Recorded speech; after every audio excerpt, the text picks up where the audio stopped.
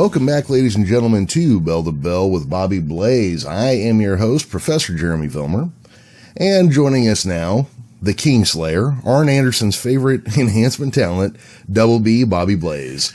Oh, man. Professor, if you could see the smile on my face right now, man, it's going to take a hot second to get this smile off my face. I'm going to tell you what, man, it's good to be king, if just for a day. Man, I'm telling you, I'm coming off a real big deal there. I got in late last night, early this morning, but I'm telling you, it was a great night, man. I want to send a couple shout outs, man, to my brother, Jim, our friend Larry, Casey King, and Judy Ray Hendricks. They were my travel companions down to Beckley, West Virginia last night, as my main man, Shane Storm, was going to face Jerry the King Lawler with Dennis Condrey in his corner. I'm going to get to that in just a minute. I want to thank ASW for having me down there, Gary, and that group. Jeremy, this was first class all the way, and it's brought to us big sponsor, man, Stephen P. New, first class, man. Beckley, the building air is a dome. The acoustics, the fans were with it. Good crowd. And, man, it was just, I just want to make sure those people and everyone that is involved in the card, the event staff, to everyone at work that got to see some really good wrestling and got to see some indie workers I know pretty good that good to see them back out there from a live crowd. And I just can't thank, as the hashtag was, the Blaze Bunch. We had a good time, man. Needless to say, it was a really good time. I have to put them people over at the very beginning. Nice. So, and I'm still smiling, but you can ask me about the matches or the match anytime you want, man. Well, let's kind of. I shouldn't be smiling. I'm just saying. Let's kind of go over what was. Give us just a quick rundown. What was the card? And then we'll get into specifics. Oh, well, they had started off Battle Royal. It was a Memorial Battle Royal. Had some young students out there, some new people involved in the business. And that's just started the event. Let's just do this real quick. Let's get rid of the elephant in the room. Yeah. They did and we'll come back to this, folks. Yeah. I may not know what I'm going to say here in just a second. So we had a couple deaths this week. They did a 10-bell salute. We'll come back to this to Burt Prentice, the assassin, Jody Hamilton, and, of course, Beautiful Bobby Eaton. So they did that to start the night, and everyone was, So, Bobby's spirit was there, it felt like, with what's going to happen here. Then, we just, if you give, I had the actually event card in front of me earlier today. It's in the other room. The Heat Seekers, if anyone's listening, fan of the Heat Seekers, man, Elliot and Sigmund, those guys are the best unsigned tag team out there. The Heat Seekers, man, I'm telling you, they're awesome. I enjoyed seeing them. I can't remember everyone. There's too many people to remember as there. Jessie Smothers was there, so always good to see her. Judy Ray Hendricks got to be in a battle royal, held her own. I was happy for her. I'm trying to think. Heath from WWE, he's from up in that West Virginia area. He was on there. He come out and made a save with Matt Cardona was there. And he was wrestling. I know the guy. Brian Myers, two big guys, good match. But who the special guest referee was? Who's that? My man Shane Douglas, man. Oh shit! And he was going to call it straight down the middle, Bobby. I said, let me pay you to keep this honest. He said, I'm calling it straight down the middle. And when he said that, he threw a swerve with his hand, and I'm like, yeah, this is gonna be good. And it was good. And he comes out and reverses Shane's decision on. It's pretty good. Everything was pretty good. Just to tell you. But man, I watched pretty much all the matches. Kerry Morton, man, I'm telling you, Ricky's little boy, he's not so little anymore, but he's looking great. He's young. He's a young lion, man. He had a really good match. Again, I don't have the paper from me. I know the guy's name, but anyway, Kerry, I told him I'm so proud of him, man, and he knows that. So those are just some, I'm just going to cut to the chase there. So Shane Storm, myself, man, They had a Smoky Mountain Heavyweight Championship replica belt for me. That was awesome. It looked cool. Beautiful. Very nice. I posted some pictures there on Twitter. Bobby Blaze 744. I'll hit you up with some of them, Jeremy, so you can post them on a Bell to Bell page, or pages. But yeah, so big night, man. Big night to Bash in Beckley, and we're the main event. And I didn't find out until last Saturday I was in the main event. I never even thought about it. I mean, it's Jerry the fucking King Lawler, you know what I'm saying? Yeah. And it's Shane Storm, the biggest star for ASW and the best fucking worker they got there and wrestler they got there. Then they bring in Dennis Condrey, who's going to be just the enforcer. Then next thing you know, he's in his corner. I mean, you know, my God. So that's what you're up against. And, man, I'll just say this, like I said, Shane Storm. So we get out there, and the match, man, is just electrifying. Lawler comes out there, and he just starts shooting on me, man. I mean, he takes the mic, and I'm not getting the mic. Lawler's got the mic, and he just buries me. But I'm a heel, you know, and I get it. And he's over, dude. He ran the Memphis territory for years and years. Sold out the Mid-South Coliseum, you know. Then went on one of the most popular television wrestling programs of all time on Raw every Monday, you know. Mm-hmm. This guy is over. So anything he does is going to get over. And so he basically, you know, tries to bury, you know, Shane and myself. And what did I teach Shane? I said, you know, headlocks and hammerlocks and, you know, and Dennis is giving me the evil eye over there, and he's coming around a couple of times, you know, like, hey, and I'm telling him, hey, we don't have any beef, man. You and I do not have any beef, Dennis, you know, and I'm selling back from him. But so Lawler, you know, Shane gets a punch off, and Lawler, you know, he sells it for a hot second there, and he comes and punches Shane. And then some things happen. He's like, got Shane in a little bit of a predicament there, and he's like, did you teach him this? And I'm wanting to say, yeah, I taught him how to sell, you know, but we're working, and we're having a hot time up there. It's just good. Finally, so I'm thinking, Shane's got this the whole time, you know. I've got the belt laid right there in the corner, because Lawler, of course, had to bury it, that I've been living off that fucking, you know, title win for all these years. And like, well, that's a shoot, but that's fine. You know, going to do business with the king, no worries. Yeah. But so anyway, Shane's got him, man. And against my better judgment, I said, get him, go up top and get him. Of course, Shane climbs up the ropes, drops a big ass bump. Lawler rolls out of the way. And Shane's selling, you know, my whole whatever. I don't know. Just so Lawler comes up, and you know what happens when a strap comes down.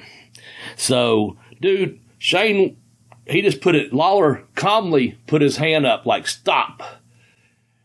And he slowly just peeled that strap down, okay?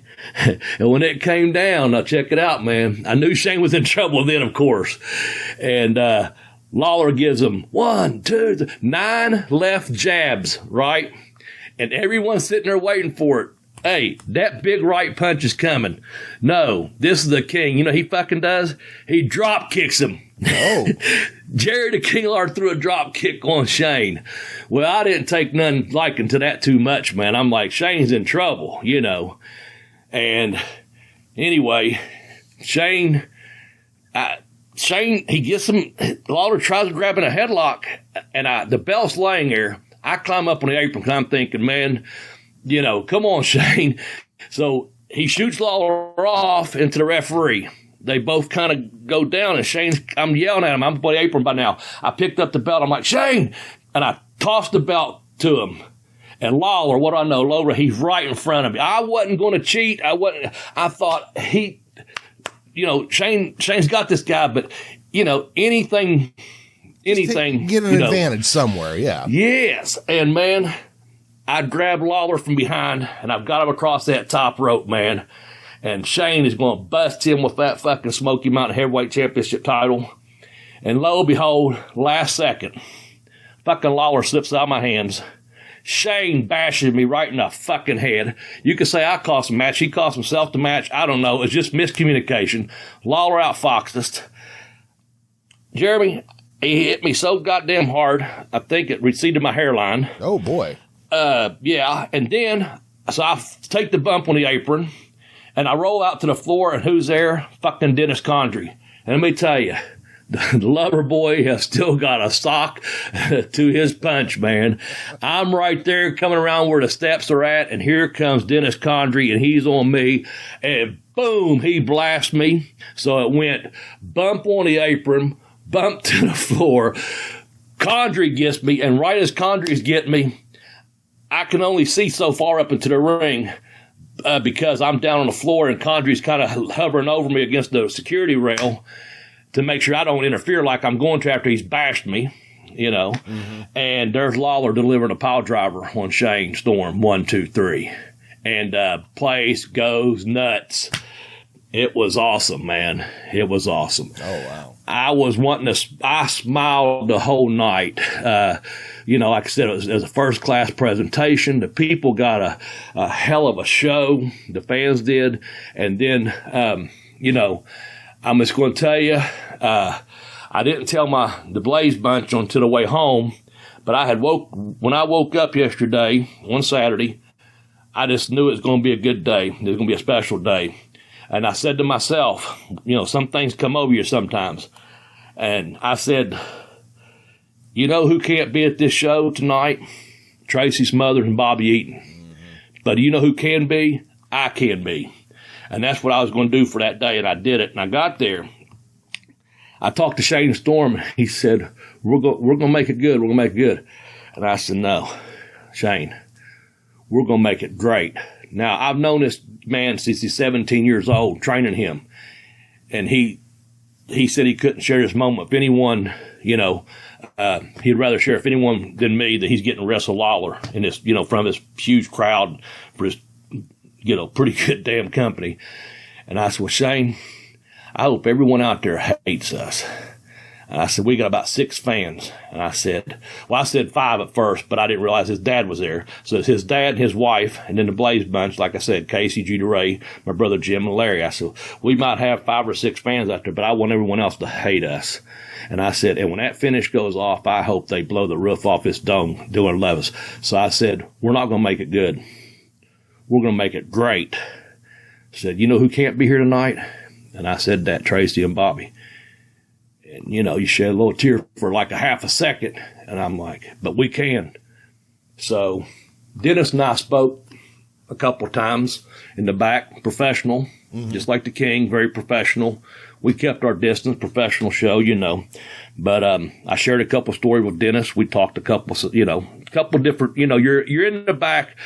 Had catering. Hey, man, you go to an event, they got catering. I was just talking about catering last week on a show, man. It's just, you know, hey, it's awesome, man. Anyway, professional. But I did tell Dennis, I said, Dennis, because I knew he was hurting.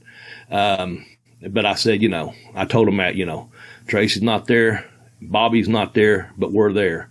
And then Shane Douglas had also shared a story earlier when he first walked in the building, because Shane and I always give each other a hug. Shane Douglas said, how lucky are we to be a part of this, you know? And he was telling me about he had a match against the Midnights there. And he talked about this spot him and Bobby Eaton did. And, you know, it's always just good stuff like that. But, yeah, so I just kind of want to, you know, share that story with you. Thanks again to, you know, ASW, Stephen P. New. Thank you, Jim, Larry, Casey, Judy Ray. Thank all the guys and girls that performed. I'm going to give a shout out, deservingly so, to Dennis Condrey and Jerry the King Lawler. And, man, he's, you know, it's all good, man. We should have won, but, you know, things got a little miscued there, and that's the way it happens. No, or as I told, go ahead. I'm sorry, I got 2 more. Go ahead. No, I was going to say, I got 2 more things I said to Lawler. Just next time this comes up, don't eat any buttered popcorn before the match. Right, there you go. Yeah, it was slippery when wet. Yeah. No, he said something about that belt, and he goes, something about me getting over. And I I can't remember what he said now. I had it there for a second. But anyway, Shane's to my left. We're outside the ring selling away, right? Mm-hmm. Dennis is on the other side. Lawler's got the mic, and he's talking about, and he goes, you taught him everything you know, and this and that and all that. And anyway, he says something, how it was booked. He said, I don't know how you beat me or something like that. And I said, it's called the office hold. It was booked that way. And he about smiled at me, you know. But I said it in a way that only him and Shane, I don't think Dennis or ref could even hear it, you know. Yeah. But he wanted to crack on that one. But he didn't. But then the other thing was, the belt was still laid after all was said and done. Shane's outside selling a pile driver. Dennis is standing over me and goes back to about the middle of the ring entrance, but we can't get back to the locker room. The belt is laying on the apron, and Lawler bends over to pick it up as I'm going to go get it. And I'm looking at him like, oh, shoot, man, he's got my gimmick. You know what I'm saying? He's got my belt. And Lawler like, you want this? You want this? And, of course, I want it. Yeah. You know what he does? Uh-oh. He takes the belt, raises one leg, and wipes his behind on it. He emulates wiping his butt on that belt, then throws it down. There it is. And, of course, I have to grab it and run to Shane like, can you believe this? He wiped his ass on my back, you know, so as a good, you know. And then Condry's blocking the path back to the locker room. Like I said, he's still being in enforcer mode. But the referee kind of, you know, screwed him back because they're up there. They got to get their glory still. We're trying to get in the back. So it all worked out. But, yeah, it's just a couple fun things, man, you know, fun things. I'm still elated about it. Sounds like a great night. Sounds like you had a great time. Yes. So I got to send back your Christmas present, though. No,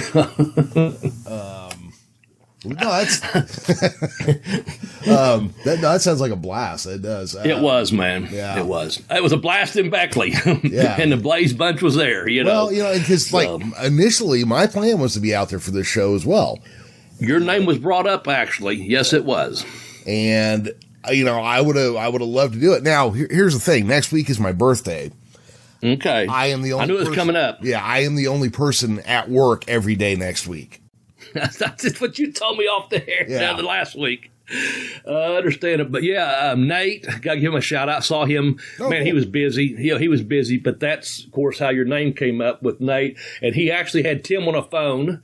And they were speaking. He gave him a quick yell and a shout. That was around catering time. But everyone's, you're lucky to get back there and get your deal done. Because everyone's running around the event staff and all that. But so your name did come up. We knew you were going to try to make it, but it just didn't work out this time. Well, so next time I'll have to just get enough heads up to go and just that. And hopefully, I won't do it around your birthday where you have to work all the time. Oh, Jesus. Well, I had so many options of things to go do this week, and I couldn't do it. But, what the hell?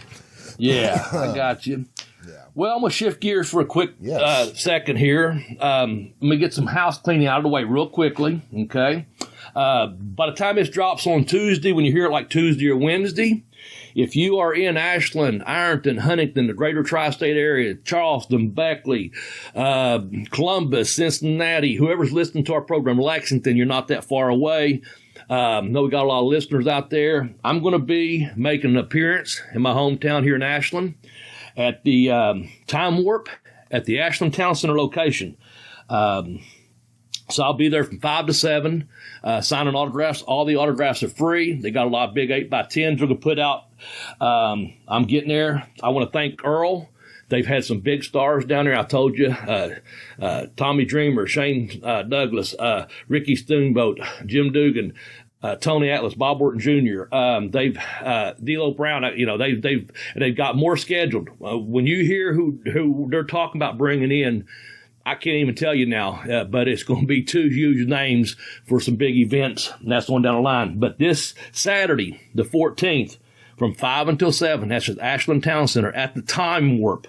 But thank you very much for having me down there. And also, I'll be representing, of course, Joe Pace taking care of me with FTC, putting this thing together, both of them, Joe and Earl. I appreciate it. So, Time Warp, Jeremy, you'd love that store, and we're going to be putting that over more in the future. We're working on a couple of details on that right now, and also I'm glad to be representing FTC, and more importantly, what I'm doing right now with the Art of Grappling School for FTC. I'm just trying to help these young people out, man, paying it forward. Trying to get them to where they can work a main event against Jerry Lawler one day. You know what I'm saying? Absolutely. So anyway, I wanted to get that out of the way. That's our house cleaning. Real quick, I'm going to mention 3 things, and we'll go from there. Feel free to jump in. We had some deaths this week, as we mentioned. Burt Prentice, he was out, I know he's a Memphis promoter. He's out in Nashville also. I'll have to say this, I didn't know him very well, but when I spoke to him, it was always professional. And he at one time when I was WCW, he was running some stuff out in Nashville, and a lot of the boys lived in Nashville. But I told him what I'd need to come in for, because that's about 5 hours from me. Yeah. And he appreciated my work, and we knew each other. He knew Jimmy, and he had seen my work and stuff. And a couple of the guys that worked for him at the time, was trying to, they stayed in the Nashville area and was trying to get me to come in. But Burt was like, "Well, Bobby, here's the thing: I can get 25 workers in Nashville for $25, and they're not even leaving home, Yeah. And I understood it. He was running smaller shows at that particular time. So I just wanted to make sure, put his name out there. The second was Jody Hamilton. Most people remember him as the Assassins, there was the Bolos before I, along with his partner, Tom Renesto. They were partners. He was father of Nick Patrick. Most people is going to know him, of course, from WCW latter years, but he was there. He was a fixture, one of, if not the greatest masked men in the world of professional wrestling at any given time. Depends on where you put him at, I know he was a favorite, our great late friend, Tex Johnson. Mm-hmm. But I don't know if you have anything to say about Burt or Jody Hamilton.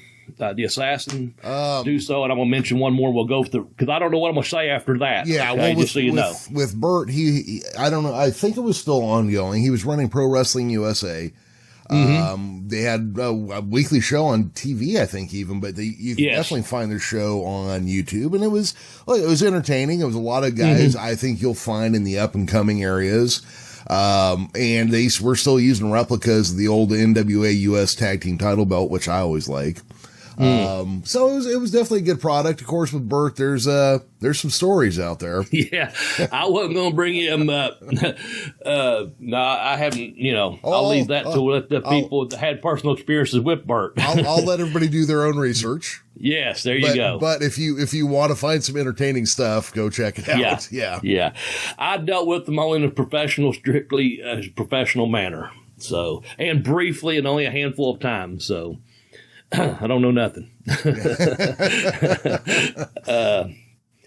So, anything about Jody? You know what? I know Jody better from later stuff and hearing him on things. I wasn't really. I'm not knowledgeable enough about him to really say a whole lot. Yeah. Well, when I was in WCW, I had my tryout match. He's at the table. He's pretty much one of the last people you see people caught the gorilla position. Mm-hmm. Jody would be, there. And, throughout the 3 years I was there, I saw him quite a bit. I don't think I ever saw him at catering or back in the back. It seemed like when I saw him, it was right when I was getting ready to go through the curtain. He was always right there. You know what I'm saying? Yeah. I'm not saying I didn't see him in places, but that's my memory is when I was right up there by the table, right by the curtain, ready to go out. He was right in that position every time, he was strictly business. When you had a time limit, you go out there and I know for myself and the guys that were, had the deal I had, what time you get that time. Very respectful, but very professional too. Even though I knew Nick Patrick, really, really good because he was friend with the Armstrongs and we all hung out together. That's his dad. It was a whole different relationship. You know what I'm saying? Yeah. So it wasn't like, hey, your dad's this or no, nothing like that. We just, in fact, it's just Jody. I don't even know. I'm sure he probably called him a home dad or something, but it's just like, he one of the bosses, Yep. So, and of course, beautiful Bobby Eaton passed away unexpectedly the other day. And that's where we're going to make this show. We're going to dedicate this show to Bobby. man, you can just start us off and tell me some memories that you want, and I'll share some personal stories. I love Bobby Eaton, and he's one of the most kindest, nicest people I've ever met in my life. As great as he was in the ring, he was a better and greater man outside the ring. One of the nicest guys you could ever meet. And I'll go from there, but go ahead and kind of get us going here and tell some people some facts, figures. I don't know, whatever you want to talk about, man. Well, so I woke up that morning and I was running late and I didn't have my glasses on. I grabbed my phone. There's a text from you and all I see are the words Bobby died. What the fuck? And then I put my glasses on. Bobby Eaton died. Now, well, that's no fucking better. And so I was caught off guard because I knew he wasn't very old. And, you know, Bobby Eaton, he's one of those guys, like, people who really appreciate pro wrestling appreciate Bobby Eaton. And, you know, he was born in, was 58 or 59. He wasn't a very old guy. Yeah, he wasn't a very old guy. You know, in every story you see about him, they're like tag team specialists. But what they forget is that what Bobby Eaton was a guy who could carry anybody through any match for any reason. He was so good that they put fucking George Goulas on him as a tag team partner. And he carried him around on his back for a while. You know, and, you know, you spent time with him. You went up to Canada with him and filmed the video game stuff. You know, for me, Bobby Eaton he was that guy in the Midnight Express who, you know, probably one of the best heel tag team, probably one of the best tag teams ever. Right. But he was the guy who was always in there. Like, even when Dennis left and Stan Lane came in, Bobby was there. Yep. He was still good, even when he pretended to be English. He was a good tag team partner to Arn Anderson. I mean, he was kind of like your jack of all trades. Wherever you needed somebody, you could fit Bobby Eaton in there. Yeah. Man, of course, he's Huntsville, Alabama. That's where he's from. And, I woke up, I had a text from my brother that said, call me. I knew that must have meant something important. As I was getting ready to call him, because I was putting my glass on as well. Casey King his text came right through. You know, he had passed away. Yeah. And so soon I called my brother. I'm like, just want, you know, how you doing? I want to let you know Bobby Eaton died. So I just happened to see that text when I was dialing, you know, how it flashes up on your screen, whatever. So I'd like, you know, those two got a hold of me right away. My phone blew out throughout the day, you know. I was numb that day. I just kind of got through it, you know, thinking I don't know, just thinking, you know, life, you're here 1 minute and then boom, you know, what it is. And then, you know, just, I knew I had things to do. And so I'm, you know, sometimes it's hard to be at peace with certain things, but you find that, you know, but Bobby, he started setting a ring up at 13. Like, had his first matches like at 16, and finally, I guess he had to get a license that he filled in for someone on a show as a tag team. You know, and he started, you know, just started working, mostly down around, you know, for Nick Goulas. If you haven't, I'm only halfway through it. If you haven't listened to it, Jim Cornette, this week's podcast on his, he pretty much, that's all he's going to talk about. I'm just going to tell you that. It's really worth a listen if you want to get some real, you know, more Bobby Eaton stories from that side, from someone that spent, you know, knew him for 40 years and spent, you know, a lot of years on the road with him. But anyway, my stories are, you know, Jimmy said to me before, my story kind of reflected his, because I'd go down and set the ring up, and I was always there trying to get in the ring, you know, and stuff like that. But yeah, Bobby and I got close through the years. I knew Bobby Eaton, believe it or not, before I even got in the wrestling business. I was trying to get into it, but it was because of Bobby's kindness. When they'd come to Huntington or Charleston, he would come out through even Cornette would be there looking at the crowd for a minute, but he would always go back. But Bobby would stand there, and for whatever reason, we started talking. He would come up to me to the barricade, and I would go there. And as long as no one else came up, Bobby was like, you know, well, listen, you know, get trained, you know. He just talked to me, you know. And so we struck up a little friendship right there, kind of like a kindred spirit kind of thing, you know, like when they come to town, I know, you know, if he's not busy and if he comes out beforehand, I know that's one of the boys that's going to talk to me, and that went on for a couple of years, I guess, just, 2 or 3 times a year. He knew me, who knew I was. He knew my name was Bobby because it's not hard to forget when your name's Bobby, and that was it. But, so anyway, I get to Smoky Mountain and, he's there and man, I get to do a TV match with him. I'm like, this is, talking about being in the main event of Lawler in Smoky Mountain in the future, all the way to, dealing with them. Last night, those big rushes and stuff, I was in a ring of Bobby Eaton in one of my first TV tapings in Smoky Mountain Wrestling. And, Bobby's just like, well, what do you do? I said, I just off this tour from Australia, off all these guys, and I knew, a lot of stuff I could do, but I'm like, what do you want me to do? Thinking that way, professionally. But I was like, I got these 3 things I like to try to get in my match. He goes, okay, I'll talk to you in a minute. So, well, I knew the finish. It's Alabama slams coming down or the big knee or something. He's going over. That's no worries. But get back together, and he's like, okay, those 3 things. Here's how you can work them in.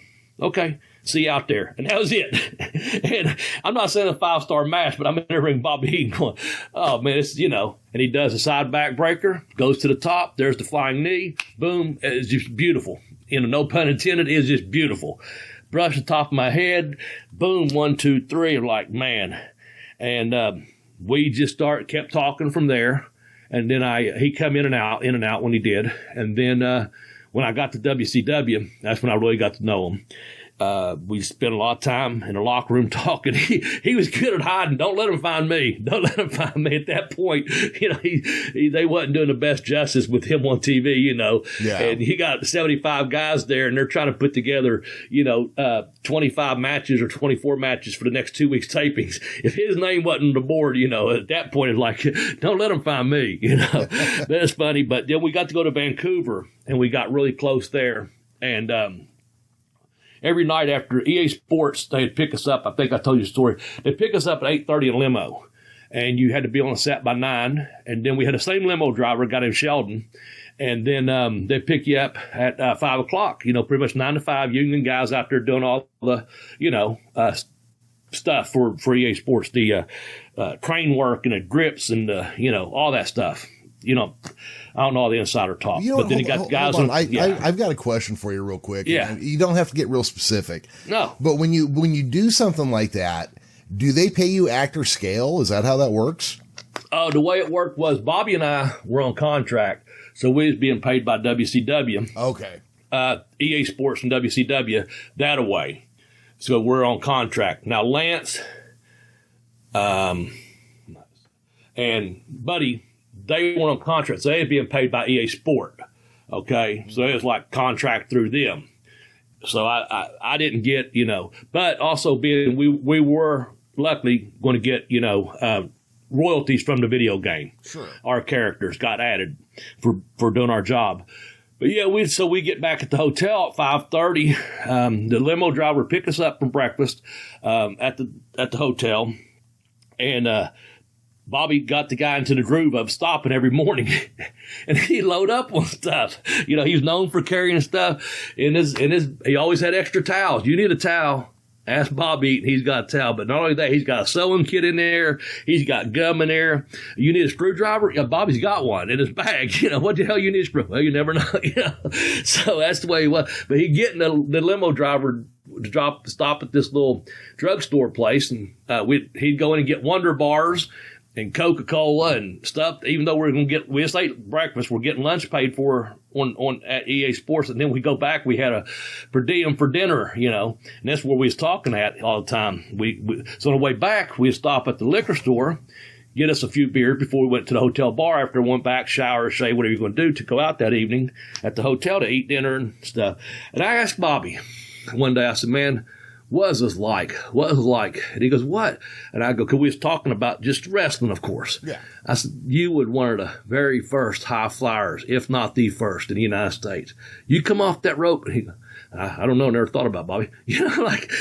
I'm trying to get this. And he's so modest. He wouldn't, I'm like, how was it to be?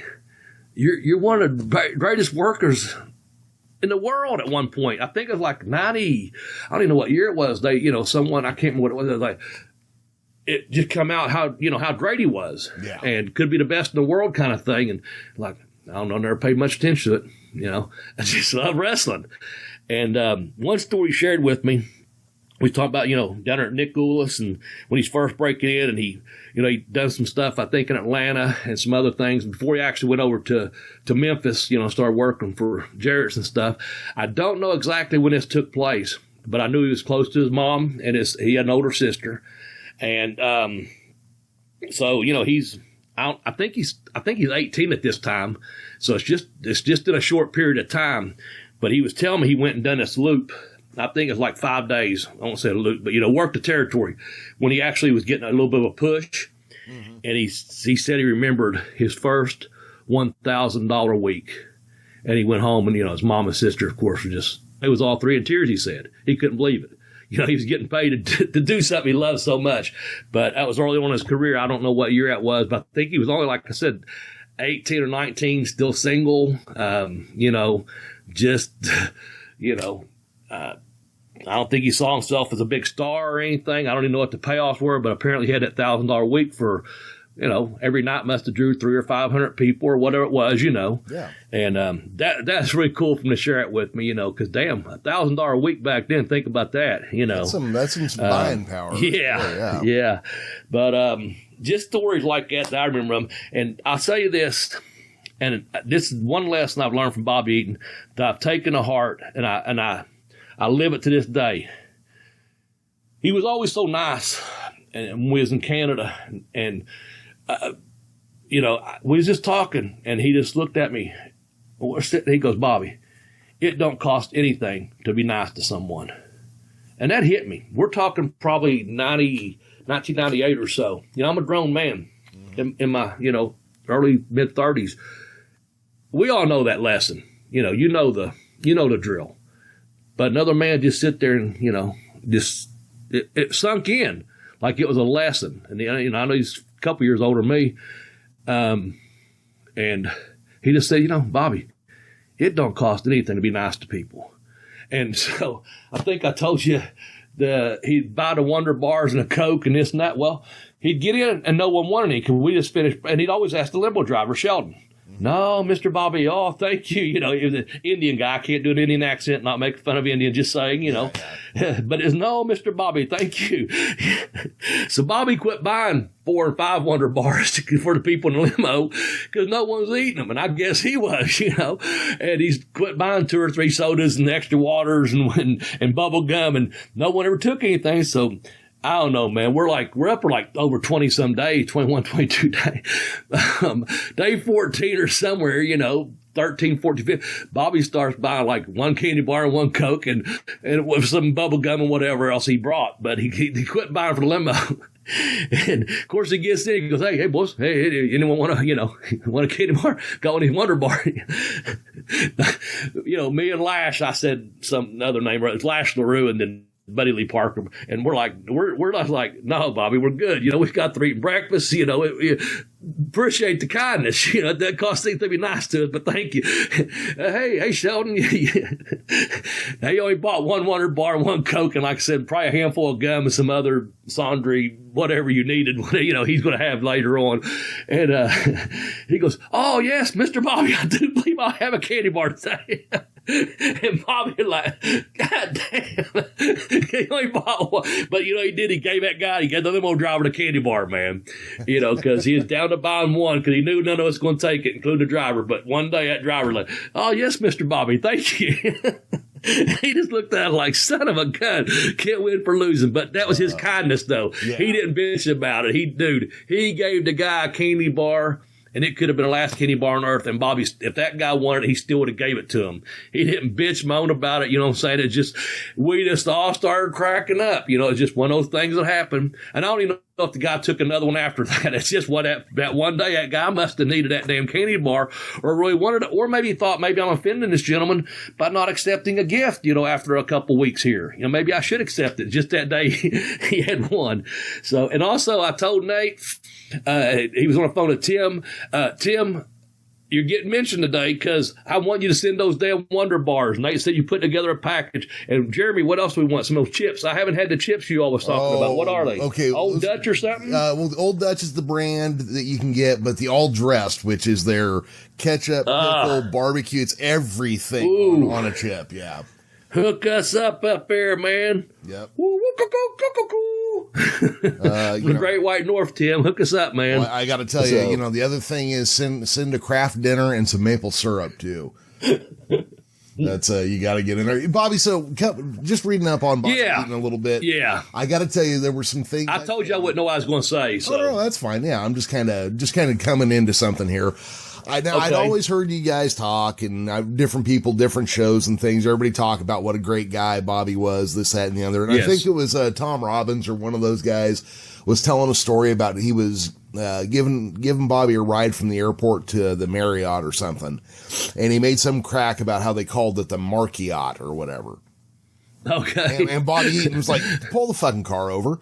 Look, we're all marks. I'm going to walk from here. You're a mark. I'm a mark. Our fans are marks." Just, I thought that was really cool because then you know that he identifies with us. He knows what it's like to be a wrestling fan. He still has that in mind. And, you're the same way. You're still a fan on top of everything. There were the stories of Bobby Eaton with a duffel bag full of shit in case you lost your socks. I'm telling you, he had it all in there. Yeah. But what I thought was really interesting was that when he worked for Bill Dundee had a rule that his daughter was not allowed to date wrestlers.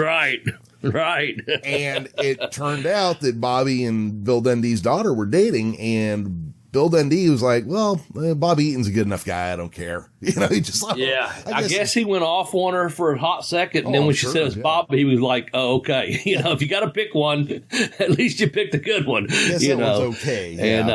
Yeah. And of course, Donna, his wife, I think they was married.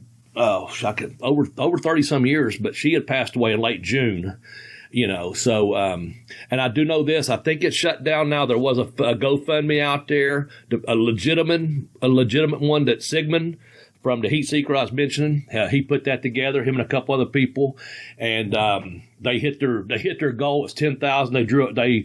They raised over $20,000 for Bobby's funeral expenses. I spoke with Sigmund in person about that. He was deeply touched. He had a great shirt on, collar and elbow. If you go to collar and elbow, there you can use the code word Blaze. I'm not here trying to push a T-shirt, but I'm telling you, I'm getting me one, and I pay full price there at collar and elbow. If you use code Blaze, BLAZE, all caps, you get 10% off. Sigmund had this shirt on. It was a Bobby Eaton shirt that that the collar and elbow came up with, and it had like the Alabama Jammer on it. It's blue it was a great shirt, man. My brother and I both put it over, and Sigmund just he was really, so he had that shirt on, and I'm trying to see. Hold on, I'll tell you exactly what it says. We did a picture together. It's Bobby Eaton, and it's beautiful in the middle. It's got, I think it says Alabama Jam on the bottom, and it's awesome. Blue with white lettering. It's an old school throwback shirt. Go order it. I'm going to. Sigmund, if anyone's listening to, please let him know I put him over in this podcast, because I think the world of that guy. And the tag team was, like I said, the best unsigned tag team out there. But yeah, he, we had several good little quiet talks yesterday, and I appreciate it because him and Bobby were real good. They were real tight. Yeah. And he said he personally has taken care of he's going to take the money to the funeral home. He's there, him and there's a couple other people involved, just saying. And, people, he knows a lot of people contributed, some anonymously, some people used their real names, you don't recognize them when they're, so every little cent, I had someone tell me, hey, I gave $10. I said, $10 is a lot of money. When a lot of people, give $10, that's a lot of money, and, I was glad they did. And they said, well, I put it anonymous. I said, that's good. You're paying it forward. You're doing something for someone that dedicated her life to this business. And to go back on that fan thing, he never stopped being a fan. He was always a fan of professional wrestling, much like myself. And we love professional wrestling, but, Yeah, and he was a great.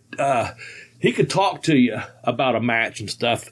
He would always, on those TVs in Orlando for Universal, he always watches my matches, and he said, Bobby, and he'd give me an idea, or hey, listen, because I wrestled Eugene Nagata one time, and he did belly to belly on me. And I tucked my chin and got over, but Bobby's like, man, you make sure, here's where you put your chin at. Put it right inside of his, armpit right here, and I'll protect you even more. And I was like, oh, so thank you, So anyway, it just one of those great people you enjoyed being around. And, you sometimes, like I said, I'm sitting there at dinner, and I'm not the only one. There's an excellent 1 hour. Tom Pritchard is talking to Bobby a couple of years ago for High Spots on YouTube, but you gotta draw it out of him sometimes. He's Bobby Eaton. He's not got a whole lot to say. Yeah. But when he says something, you listen. Just trying to think of some more stories, man. I was drawing a blank when I meant to tell Jimmy and Larry and him on the ride up here. I was going to tell him about his first $1,000 week. He was sharing that with me. I thought that's so cool. Way back when, been a young, late teenager in this business, or a young professional in this business, that he's out there working full time, from setting a ring up to And Cornette brings up a good point on his show. This, I guess, so Dennis Condrey was a little bit older and already in the business. And when he came back through, Corny had met him before, but when he came back through, and before they got the tag team, because Bobby, like you brought up Nick Goulas, they was the Jet Setters, but I guess because Bobby could do all the work and make the hot tag to George, so George could get in and take the, get the win or whatever. But they were the young, and we'll bring it up. Bobby Eaton's the one that shared a story with me. They were driving like from Birmingham to some town like 3 hours away, and they stopped, like the halfway point or whatever, to go into the convenience store. And a convenience store a little bit different back then, but they pulled in and get some snacks, your Slim Jims, your chips, a couple of sodas, whatever. But George calls home to Daddy. Daddy, we're having a picnic. We're having a picnic, So, Bobby Eaton shared that story with, because he didn't bury the guy either. He wouldn't, he wouldn't say anything bad. If he had a mouthful of gravel, his way would probably, but he wasn't burying him. He was just saying, we'd only an hour and a half from Birmingham, or whatever it was. Like, Daddy, we're having a picnic, Overheard him on the payphone over there. Says him, that's a big adventure, I guess. But anyway, that's just funny stuff. But yeah, so, and also with Coco Ware, when he was a Sugar Brown or Sweet Brown Sugar, they had a hot tag team. But anyway, Corny asked a question, or maybe Brian asked Corny how it was. If he walked in and saw this 13-year-old kid sitting up a ring, when he was working, when Dennis was working that area already, and then he's in Louisville, and there's a 16-year-old photographer, and if he had walked in and seen them both at that time, and sees a 13-year-old kid sitting a ring up, and a 16-year-old photographer at ringside, and he would say, he would, in about 7 years, this is going to be one of the greatest tag teams ever. He couldn't, I'm saying. Corny tells us because of his story. I can't tell his story, but I'm just saying, you imagine that, and then they get together, and, the rest is history, so to say. And that's just pretty cool, man, that they see that's the thing they have in common, Corny and Bobby and my brother, myself. We just love wrestling, man. We love professional. Hell, my brother come over. I think I told you last Monday we were thinking about going to, we were going to go out of town to a couple hours to see someone that's in the hospital, visit them. I won't go into all that personal detail, but it didn't work out. You couldn't get in. So I said, well, come over and, we'll eat some sandwiches and hang out. And 2 hours he was here. We talked about wrestling 95% of the time. We just told wrestling stories and stuff. It is a good time, man. We just love the business, love professional wrestling. So that's why I'm so glad to spend time with him last night. Hey, Bobby. Yeah. I was just perusing Facebook a little bit. Okay. I just found pictures of the King wiping his ass with your belt. Oh, my God. Send them to me. Yep. Send me anything you find on there about that, because I'll post them, that bastard. But, hey, it's good to be king of just for a day. I'm not going to lie, man. That was... it looks like you fell to the ground, or at least the gate there, and cried a little bit, it looks like. Hey, now come on, man. It's a beautiful belt. I can't blame you. Yes. I'll send you a couple pictures too that were taken. I didn't have any in ring. I got the finish on my phone. Judy Rose kind enough to record that for me for when Matt goes up and misses the ass bump. I've got that. I'll send it to you so you'll see the finish. I don't have the aftermath of on that, but I know, I'll have to see those pictures. Yeah. I'd appreciate it very much. If anyone wants to share anything from Nice Night in Beckley, let me give it out there real quick, Jeremy, because I told you I know what I'm going to say about Bobby. Can't say enough good things. I loved him. I appreciate people that reached out to me. That hit home really hard. I'm doing better. Obviously, when you talk about we're doing better and seeing some people that knew him. At Bobby Blaze 744, if you got any pictures from last night's in Beckley Bash in Beckley, please feel free to send them to me. Also, you can hit Jeremy up at the Geekish Cast or our joint account at Bell to Bell Blaze, and there's also a Facebook page for that. And real quickly, Jeremy, I'll just go ahead and give out the books, Yeah. If you go to Amazon, my books are on there. I got 2 books on there. Pin Me, Pay Me, Have Boots Will Travel. And I kicked out on 2, The Education Wrestler. Someone come up to me last night. Justin, a referee, used to hang out with Shane and myself, hadn't seen for a while. He was talking about how he loved that title. I kicked on 2 because where I kicked out on Alex Wright's finish, on TV kind of thing. But you put together a couple links. So if you're out there, you want to get a good wrestling book, it's got a lot of 5-star reviews. I appreciate fair and honest reviews. If you go to tinyurl.com/blazebook1, that'll take you to Pin Me, Pay Me, Have Boots Will Travel. If you go to tinyurl.com/blazebook2, that'll take you to I Kicked Out on 2, The Educational Wrestler. And hit me up, hit Jeremy up. We appreciate it. I'd love to see photos from Matt. Sadly enough, I kind of want to see Lawler wiping his butt with that belt, but I kind of did tear up a little bit last night when he did it. I said, that's my damn belt. He's disrespecting my belt, man. I'm not going to lie. I went to Shane. I might have had a tear in my eye, man, Yeah. I'm getting a little choked up about it right now, damn it. Yeah. Just as long as the smell's off the belt, I think it'll be fine, Ooh, that smell. The smell surrounds you. Oh, man. But no, I told you, seriously, thanks for everyone listening to me talk about Bobby a little bit. Godspeed. I just want to say, though, I will say this. From the time just getting in a vehicle, we rode down to, however you want to look at, to Beckley with some good people, and I got to the event, and you're working a main event. It's good to be king for just a day. You know what I'm saying? The boys, some of the guys I've helped, putting me over, hearing stories. I'm one of them guys. I'm kind of like Bobby in that regard. Sometimes I don't believe my own. I don't believe my own headlines. You know what I'm saying? Sometimes people have to tell me stuff. Remind me of that. But deep inside, I smile. I smiled and smiled. It was outside too. I couldn't. I just had this big shit-eating grin on my face all night. And I got in the back afterwards, and I had already taken my boots off, and I'm sitting there, and someone's like, man, that's great. They put it over this, that, couple of these young guys. And I was just like, they was like, how was it? I said, man, it's better than any ride you've ever been on. Literally, I was on a ride from the time we walked through the curtain, to that finish. I don't care. He wiped his ass on the belt and got another big pop. You know what I'm saying? It's like, it's one of those things like the best ride ever, times 10. And even when I was going back over to the table to pick up a few things, I wasn't sure. And there's a few people in the building, mostly the crew and stuff, but a few stragglers stuff. And a couple people under the breath were like, Lawler kicked your ass.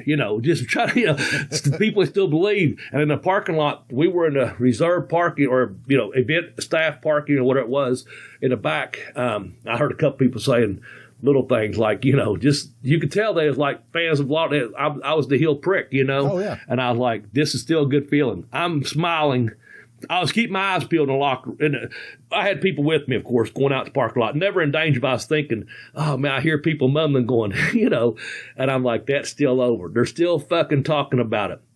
They wasn't saying, you lost, Lawler won and stuff. They was like, there's that guy. There's Bobby. I mean, it's one of those things, man. Yeah. It was a hell of a good ride, man. Just can't, I appreciate ASW, like I said, Steve P. New, Shane Storm for letting me be a part of that. And I appreciate, special thanks again, with all, most sincerely, professionally, Dennis Condrey and Jerry King Lawler. It's good to still do business with the King, Oh, yeah. That's, so what? He wiped his ass with the belt. Disrespectful, but I still respect him. Yeah. Well, he's the king. So he's the king, man. Yeah. And if I would have got on a microphone and I had kind of just thought things, if I have to speak, I was going to just straight shoot. And that is, when I was a kid, I watched Jerry the King Lawler on Saturday mornings on my TV. Now I might get a little choked up about this. With my brother, King, I just kind of replayed this out yesterday, Friday and Saturday in my head. If I got the microphone or if they said, Bobby, you want to say something, heel promo, I was just going to shoot and tell him like he did. He shot on me. It's pretty hard. He got on me good, man. He like, it's been a couple, how long ago was that? You're riding this, he goes, what the hell happened to you? Well, I'm not a suave 230 anymore, whatever. Just saying, but not that I'm suave at 230, but just saying. Anyway, I was going to say, Jerry Lawler, you're the king. You really are. I was a kid watching you every Saturday with my brother, and that was a highlight of our week, some weeks. And at 15, you started running this program with Handsome Jimmy Valiant, and I said, that's what I'm going to do one day. But I'm not going to come out here and call you Kingfish. I'm not going to call you Jerry the Queen Lawler, nothing like that, because I don't feel that way about you. I respect you. But that one night, we shared a ring in Knoxville, Tennessee. I won. I beat the king. I didn't think it'd get much higher than that. Now here I am a few years later, and my protege over here, a young Shane Storm, and as he says, I taught him everything he knows about in the ring. He's going to whip you tonight. So for the second time, you're getting, Bobby Blaze has something to say about you getting beat tonight because you're going to lose. Or, as Judy Ray put it as a sign, someone gave me a crown. I put a big Ghostbuster sign through it, and Judy Ray wrote a back of it. It said, Lawler fitting to lose. Lawler fitting to lose tonight. Let me see how she put that. That is funny, but that girl didn't let go of that damn sign the whole night, Jeremy. She was cheering for us. Like I said, my brother and Larry was cheering for us. I hope Casey King was cheering for us, But, she put Lawler finna, Finna lose. Lawler finna lose. I said, that's a country girl right there, finna lose. But anyway, we had such a good time, man. And like I said, she held that sign up, and we had her as a fan. Shane's wife, Vanessa. She was cheering for us, of course. I didn't know his dad was there. I'd met him back at Shane's wedding a few years back. He was there, and I had, like I said, Jim, Larry, and Casey. So, and if everyone else, and of course, if Stephen P. New and the promoter, Gary Dameron and stuff, if they're happy, I tell you what, every fan in that place left that building last night happy as can be. And I hope they're smiling just half as much as I'm smiling in my heart as I tell that story. So anyway, Professor, I'm winding down. I just, nicest guy in the world, Bobby Eaton, and we dedicate that show to him. And thanks for everything, man. I know you got a story, but I think we're going to save that for another time. Yeah, we'll save that.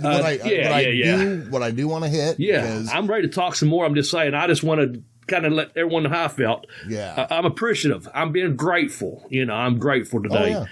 Well, so typically when we do a tribute episode, we still do it as a top 10, and then I'll go through and I'll read like the PWI and the observer numbers. We didn't do this one as a top 10, but I do want to hit some of the numbers real quick, just to cover. PWI, Tag Team of the Year 1987 was Stan Lane. Bobby was ranked number 27 of the top 500 singles wrestlers in 1992. Whew. He was ranked number 91 of the top 500 singles wrestlers in 2003. Okay. You get down to Wrestling Observer, Newsletter Hall of Fame, class of 09. That's with Condrey and Lane as the Midnight Express. Bobby Eaton got the most underrated in 1985, 1986, 1990, and 1993. He got Tag Team of the Year with Dennis in 1986, and then Tag Team of the Year with Stan Lane in 87 and 88. Awesome. And then, of course, we got to touch on it real quick, just so we acknowledge it. Worst worked match of the year, 1991. PN News, Terry Taylor, Steve Austin, the scaffold match at the Great American Bash. Yeah. This thing was a dead fish and a turd in a Christmas present package. This thing, yeah. But so Bobby had the numbers, and again, he was one of those guys. He's like that comedian that only comedians like, he's like the guys that really enjoy wrestling, pro wrestlers, the hardcore smart internet nerd fans. Those are your real big Bobby Eaton fans. Well, I remember watching one of the clashes, and Ric Flair, when he was a champion, he went on, this was Jim Herd era. Again, it's on Cornette, you can listen to it, but I remembered it drew me back. There's a match, and I think it's on YouTube, with Flair as the champion, and he didn't want to beat Bobby. He didn't want to. And Cornette's telling a story. He was on a booking crew. He thought the world of Bobby. They have a hell of a match. I think it's still on there if no one's taking it down. But it's Flair as a champion defending his title against Bobby Eaton. That was one of a hell of a match for that year. It just shows you the respect he had. Arn Anderson's favorite enhancement talent. I'll tell you this, man. Arn and Bobby were close, and there's probably. We like to, we're going to ride it out as long as we can. Yeah. Because he mentions different names. He puts me over. Arn does. Double A. Arn Anderson. We know that. But I'll have to say, and I'll say this, with great pride, I might add, when my name is mentioned from the lips to my ears from Arn Anderson, he says, Bobby, the way I look at it, the way where we put you at right now, where we got you, you're right up there. You're like a Bobby Eaton or a Brad Armstrong. Now, sadly, both of those men are gone, but I'm still here, and I can pass that on. He said, you can work any style and with anyone we have here. You're a true professional. Thank you. Because I made his job easier. Yeah. But he told me that. I can't remember the town we were in.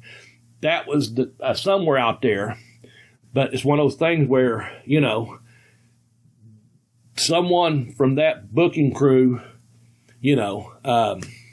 road agents, we talked about Paul and some of the people I reported to, Kevin, Terry, Paul, and Arn. And Arn says that I'm in pretty fucking good company, man. You know what I'm saying? So, yeah, if we're going to still ride it out double A, favorite enhancement talent. But I know he also had a good friend and a couple guys that I considered a little bit more talented than myself because I'm not going to let my head swell. Mm-hmm. But I know I'm in good company when I mention that. And anyway, I know a lot of people, Jimmy Cornette, Dennis, because I spoke to Dennis last night. I'm sure Stan. I'm sure a lot of other people, Sigmund, myself. I know there's others out there that I'm not trying to exclude anyone, but they had a good relationship with Bobby Eaton, and they really loved Bobby Eaton. And I think, I know, and Bobby loved him back, So, yeah, he was just, like I said, hey, Bobby, it don't cost anything to be nice to people. It's kindness, man. It's love, it's kindness. I'm having my day as gratitude. I'm grateful, So grateful to have known a man like Bobby Eaton in and outside the ring, and grateful that I got to be a part of something involved in professional wrestling. And I got to do it and had my brother and a few friends there, and I got to do it with Shane, and that's that, man. I'm going to get all emotional again. So, all right. Well, anyway. What? We've hit about an hour. Yeah. I'm sure we'll talk about Bobby again in the future here. Oh, yeah. So let's real quickly, didn't we do I think it was top 10 talent enhancements, And Bobby was on that. Yes. I'm sorry, if he was on something, but also he did most underrated wrestlers, and he was on that. So if you go back to our YouTube channel, that text was still, he was, still doing it. There's a couple of them out there we have Bobby Eaton mentioned, and we really put him over, of course. Yeah. So I off the top of my head, I'm not sure where to find him, but I know he's on at least a couple of them that we put over, and we'll probably compile. It's too soon for me right now. And Professor, I do appreciate you getting back to me on that day. I was just kind of emotional. I didn't know what I was going to say. We'll probably, fans, just so you know, I say we're going to put together a legitimate top 10 reason we love Bobby Eaton, segment, because that was our bread and butter, so to say. And we're going to, we know that. We just go off the highway sometimes. We take a side road. We take the scenic route. This one I think was just a little too raw, a little too soon. Yeah. Yes. But we'll get it out there. I know we got another author wanting to come back on it. We've kind of miscommunicated with. We've got some stuff in the works. We've still got to do 2 of them. We know we've got. We're going to be working on a future fans. Or fans from our future. I don't know. Yeah. Just saying. We're going to do another year. The year was. We haven't decided on that year yet. I think our last one was 1976, the bicentennial year. And also, we're getting ready to work on our second. Jeremy will tell you how it is, the 100% legit bell-to-bell Bobby Blaze Hall of Fame. I know we've got we got a heel that's going in, and we got a legitimate tough guy going in. I think that's where we stopped at it. Or did we have one more that we discussed, another name going into our Hall of Fame? There was another name that sounded like I know you know who those 2 people are. Yeah. We swirled those around. But yeah, we're going to put that together too. So we got some more good stuff coming. Thanks for tuning in, man. Hey. So close us out, Jeremy, if you need to, whatever. I know we're approaching an hour here. Well, we're at an hour and 15, I think. So okay, yeah. I mean, not that anybody's counting. Okay, yeah. Let's see here. Yeah, I think for this week we just kind of wanted to get in and talk about Bobby Eaton a little bit. Yeah, and the other people we mentioned, Burt Prentice, Jody Hamilton. Just we're kind of at that point now, guys, where the people we're big fans of are kind of that age where things start getting dodgy, and it's unfortunate and it's the shits, but this is where we're at. So, for this week, my dog is asleep, hasn't made a noise during the episode, but cow dog did good. Yeah, she did eat my glasses last night though. Oh God. Yeah. But she's being well behaved, so I think now's the perfect time to go. So, for the late Tex Johnson, myself, Professor Jeremy Vilmur, and Arn Anderson's favorite enhancement talent, Double B Bobby Blaze. Bye-bye, everybody.